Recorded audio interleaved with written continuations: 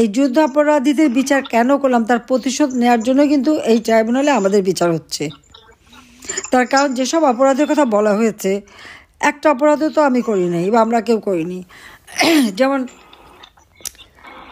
আবু সাইদের হত্যার কথাই ধরো, আবু সাইদকে হত্যা করার কথা বলা হয়েছে।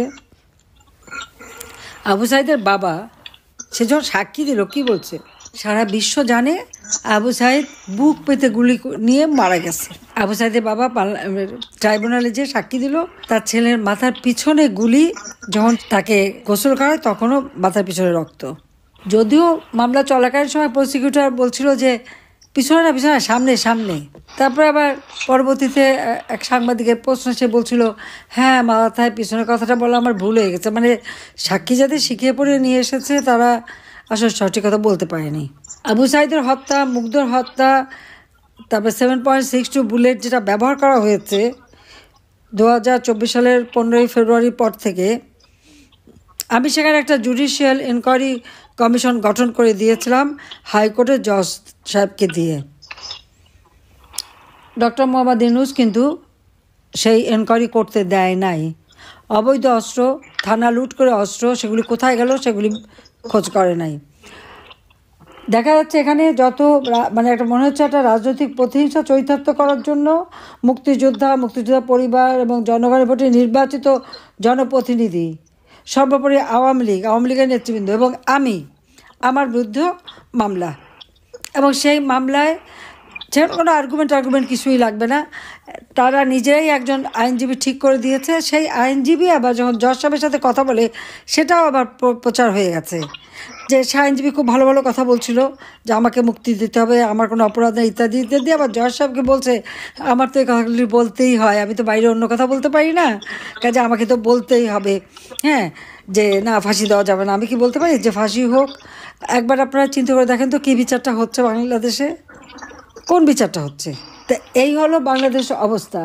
সেখানে আইনজীবীদের ঢুকতেও দেওয়া হচ্ছে না, যেটা এখান পান্না বলছেন উনি যায়নি। আর আমার বিরুদ্ধে যে মামলা, আমি তো কোনো নোটিশ কিছুই পাইনি। আর আমাদের ঘর বাড়ি কিছুই নাই, ঠিকানাই নাই এখন এই অবস্থা। তো সেগুলো আমরা কেউ কিচ্ছু জানিও না, কিন্তু বিচার হয়ে গেছে, বিচারের রায়ও দিয়ে দেবে। তো এই যে ক্যাঙ্গারু কোর্টের থেকেও জঘন্য একটা কোর্টে যে বিচার, এটা তো কোনো ন্যায় বিচার পাওয়া না, এটা তো একেবারে রাজনৈতিক প্রতিহিংসা চরিতার্থ করা হচ্ছে বলে আমাদের ধারণা। কাজে এই ট্রাইব্যুনাল যে গঠনবিধি মেনে চলা হয় নাই, কাজে এখানে যে সব কিছু দেখা যাচ্ছে সেই আবার যেন ওই 71 সালে পাকিস্তানি হানাদার বাহিনীর যে যারা গণহত্যা করছে তার যে বিচার হলো, তারই প্রতিশোধ নেওয়ার জন্যই এটা করা হয়েছে। কাজে আজকে আমরা দীর্ঘদিন আমাদের হাজার হাজার লক্ষ লক্ষ নেতাকর্মী ঘরবাড়ি হারা, তাদের উপরে নির্যাতন চরমভাবে শিকার।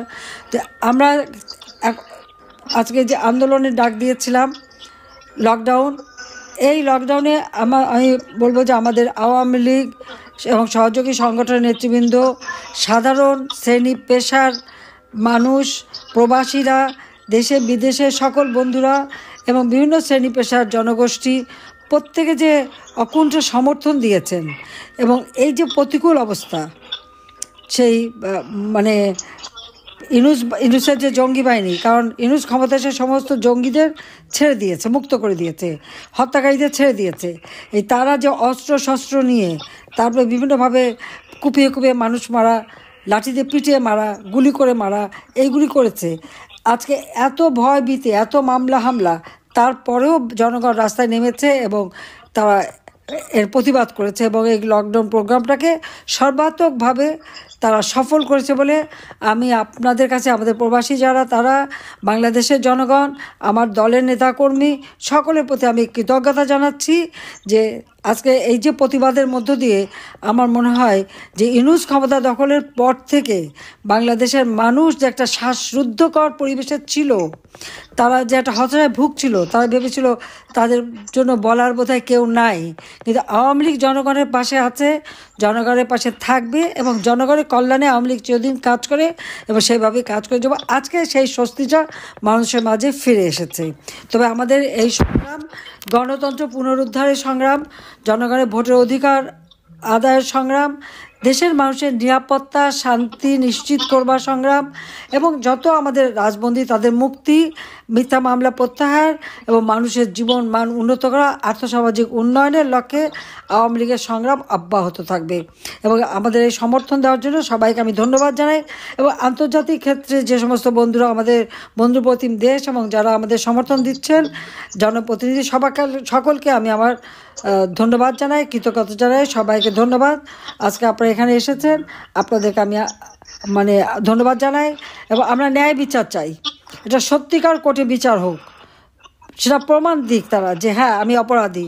কোনো প্রমাণ তারা দিতে পারেনি, শুধু মিথ্যে কথা বলে। এবং এই যে কোর্টে দাঁড়িয়ে মিথ্যে বলা, এটাও কিন্তু একটা অপরাধ। চিফ প্রসিকিউটর কিন্তু সেই অপরাধ করেছে। আজকে যে জজ, দুইজন জামাত ইসলামী, একজন বিএনপি, তারা দলীয়। এখানে তো বিচার হতে পারে না, ন্যায় বিচার হতে পারে না। কাজে এই অবস্থায় তারা মামলা চালাচ্ছে। ধন্যবাদ জানিয়ে আমার বক্তব্য শেষ করছি। খোদা হাফেজ। জয় বাংলা, জয় বঙ্গবন্ধু, বাংলাদেশ চিরজীবী হোক।